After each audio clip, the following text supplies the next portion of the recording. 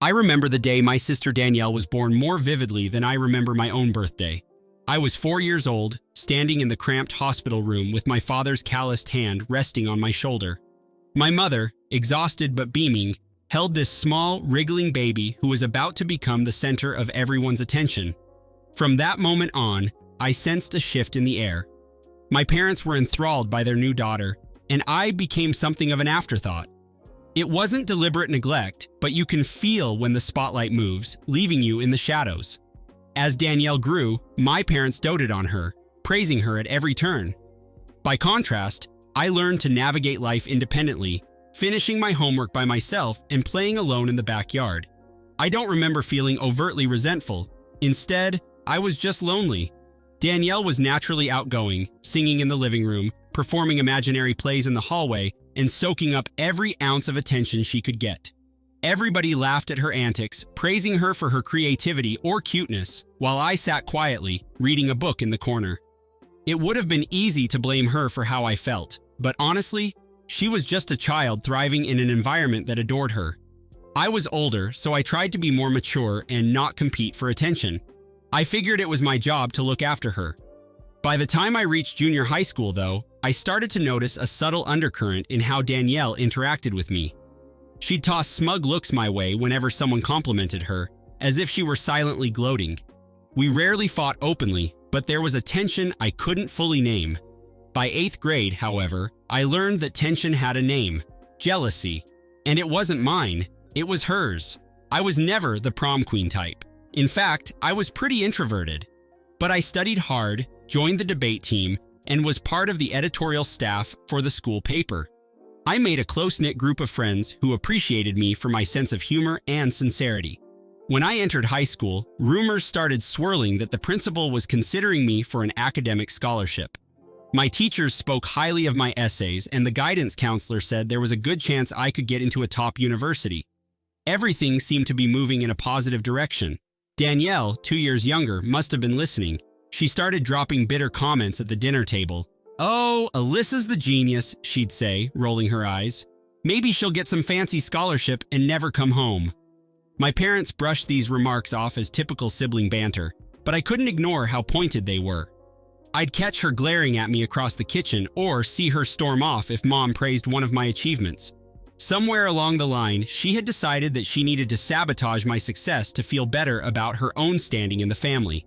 It began with little slights, like accidentally misplacing my study notes or interrupting me whenever I tried to answer questions in front of relatives.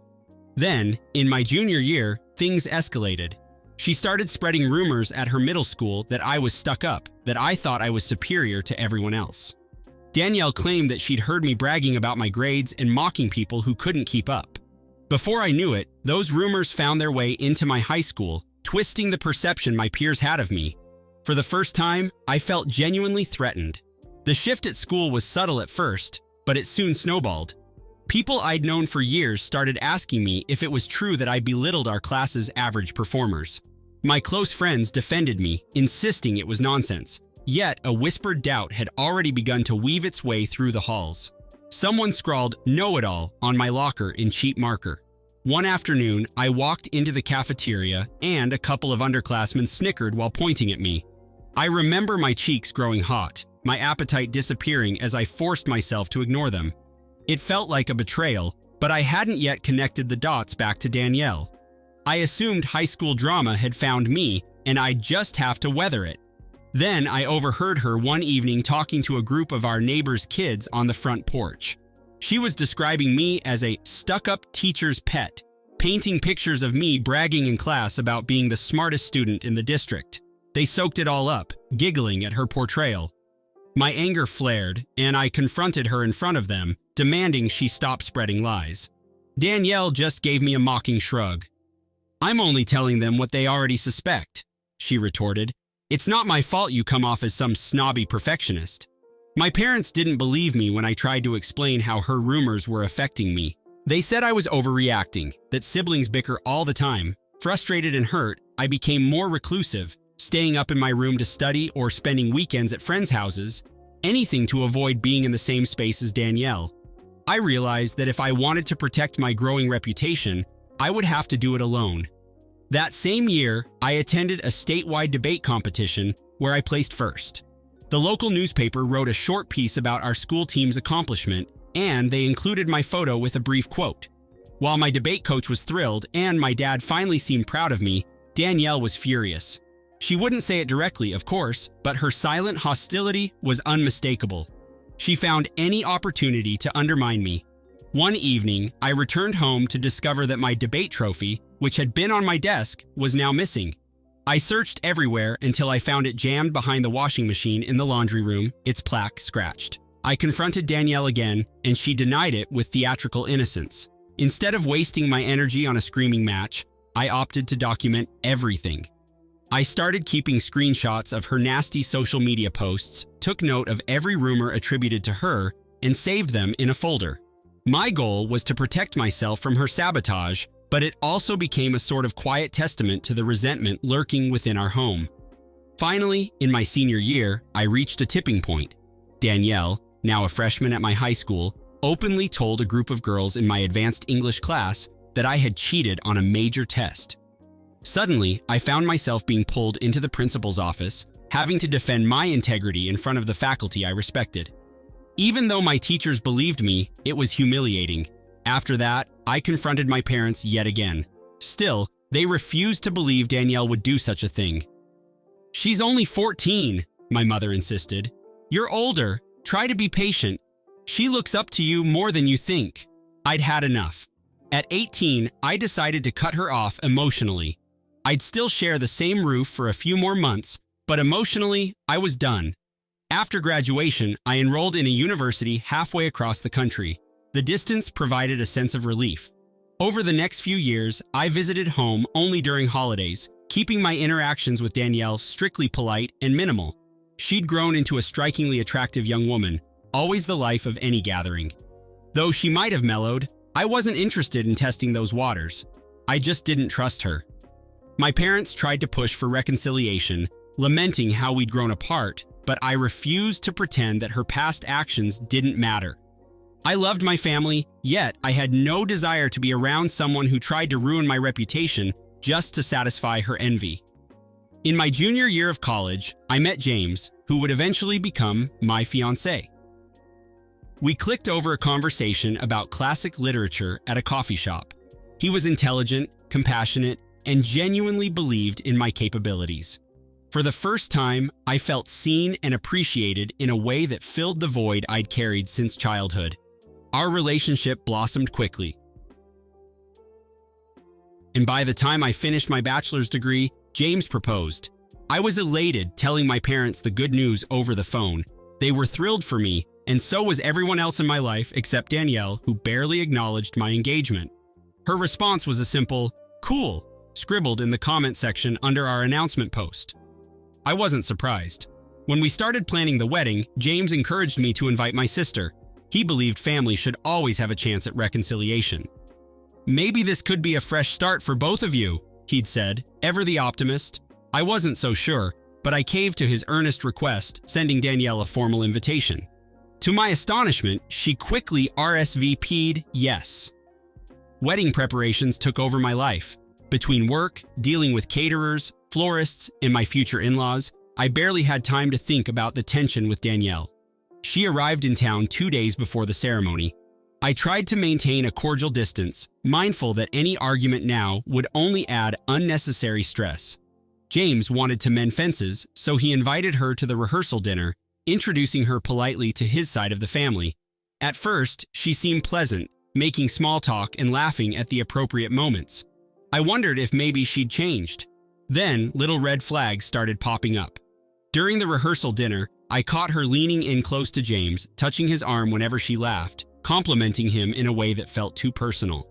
I told myself I was just being paranoid, but an uneasy feeling churned in my gut. Later that night, I overheard her giggling with one of James's groomsmen, saying she found him charming and that she could see why Alyssa was so smitten. It was phrased like an innocent joke, yet something in her tone felt provocative. I decided not to engage, not wanting to give her any excuse to start drama on the eve of my wedding. The day of the wedding arrived, a crisp autumn morning. My nerves were on edge. I was excited to marry James, but a creeping sense of dread about Danielle lingered in the back of my mind. We had chosen an outdoor venue with a beautiful gazebo. My bridesmaids helped me get ready in a small cottage nearby, while the groomsmen prepared in another section of the estate. Danielle, not a bridesmaid but a regular guest, was supposed to be seated with our parents. As I slipped into my dress, I prayed that the ceremony would unfold without incident. Guests began to arrive. I peeked through the window and saw Danielle in a stylish, figure-hugging dress, greeting people with her radiant smile. You'd never guess the kind of manipulations she was capable of by looking at her. She had an undeniable charm, something that had always made people gravitate toward her. I took a deep breath and reminded myself that today was about James and me. I wasn't going to let her overshadow my happiness. The ceremony itself was perfect. James stood at the altar looking dashing and slightly nervous. My heart fluttered with joy as I walked down the aisle. My father gave a short, touching speech. We recited our vows, and the officiant pronounced us husband and wife. In that moment, every anxious thought dissolved into pure love and gratitude. Friends and family cheered, bubbles floated through the air, and cameras clicked away to capture our first kiss as a married couple. Afterwards, we moved to a large tent set up for the reception. James and I circulated among the tables, thanking people for coming. Suddenly, I noticed Danielle perched at the open bar, whispering something to the bartender. When she saw me looking, she shot me a sweet, almost mocking smile. I tried to ignore her and continued chatting with relatives. Yet, every time I glanced her way, she seemed to be watching me or, more specifically, watching James. A growing knot tightened in my stomach, but I told myself to remain calm. James was mine, and we loved each other. I clung to that certainty. But when the dancing started, I noticed Danielle weaving her way through the crowd toward him. The band played a slow, romantic tune, and she slid right up to my husband with a big smile on her face. At first, I was too stunned to move. It wasn't unusual for guests to dance with the bride or groom, but there was something predatory about the way she pressed close to him, whispering in his ear. James politely stepped back, trying to maintain a respectable distance. My blood boiled. I walked over and tapped Danielle on the shoulder. She whirled around, her expression unreadable. "We need to talk," I said firmly. Without waiting for a reply, I led her off the dance floor, away from curious onlookers. Her demeanor changed the second we were out of earshot. Gone was the sweet, smiling guest. She smirked. "What's the matter? Afraid I might steal your husband's attention for 5 minutes?" Her words dripped with condescension. My hands trembled at my sides. "This is my wedding day," I managed. "Could you at least pretend to be supportive instead of making a spectacle?" She shrugged and crossed her arms. "Your wedding day? Right. Because you deserve every spotlight, don't you?" She let out a short, sarcastic laugh. "Poor Alyssa, always so insecure. It's almost sad how threatened you get when I'm around." I clenched my jaw, trying to keep my emotions in check. "Just stay away from James," I warned, turning to walk back to the reception. She grabbed my wrist, her nails digging into my skin. "Or what?" she hissed. The entire conversation felt like a flashback to all those times she'd tried to sabotage me, but now the stakes were higher. This was supposed to be the happiest day of my life, and she was actively trying to ruin it. I jerked my arm away. "If you keep this up," I said in a low voice, "I won't just cut you off. I'll make sure everyone knows exactly who you are." As the night continued, I tried to focus on dancing with friends, cutting the cake, and sharing toasts with James. Yet, I kept glancing around for Danielle. Eventually, I saw her slip out of the tent into the secluded garden. A rush of dread pulled me away from the festivities. I discovered her on the phone, speaking in hushed tones. "I have pictures," she said, voice trembling with sinister excitement. "I'm not afraid to use them, even tonight." My heart pounded as I stepped closer, letting the glow from the reception fall on her startled face. She snapped the call short, stuffing her phone into her clutch. "Eavesdropping, Alyssa?" she sneered. I drew a shaky breath, demanding to know her intentions. With a triumphant laugh, Danielle flashed photos from my college days. Some showed me passed out after a party, others were ambiguous hugs with male friends. "Think James would appreciate these?" she spat. Though I was furious, I held my composure. Calmly, I warned her I had evidence of my own, screenshots of her orchestrating rumors.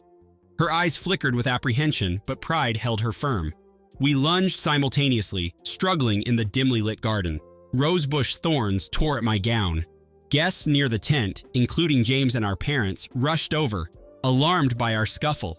Danielle screeched that I'd attacked her unprovoked, but the phone she clutched told its own story. My father took it and saw the damaging images. Anger and disbelief clouded his face. Desperate, Danielle screamed, "She's not the saint you think!"